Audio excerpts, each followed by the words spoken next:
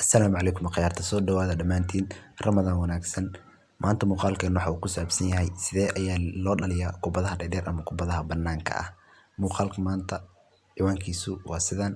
Okay, marka ugu horeyso kubadaha dheer ciyaaryahanada aad ku dhalinayso waa in skillskan aad ka fiirsaa ama xirfadan in ay leeyihiin. Okay, Beckham ayaan hadda fiirinaynaa. Waad u jeedaan hadda Beckham meeshan ay ku qoran tahay long range drive. Skillskaas uu leeyahay ama waa uu awoodaa inuu kubadaha banaanka ka darbeeyo.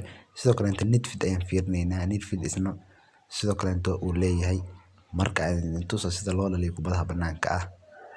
Okay, hadda u jeedaa Beckham horta positionada ugu fiican ee kubadaha banaanka looga dhalin karo waa positionkan. Positionada ugu fiican labadaas position ayaa ugu fiican darbada banaanka. Okay, marka haatan ayada muuqaal ahaan ayaan tusayaa. Waa u jeedaan hadda Beckham kaliya biyaatada ayaa qaybta kor jag u siinaysa. Hadda u jeedaan waxaan rajeynayaa inaad fahanteen.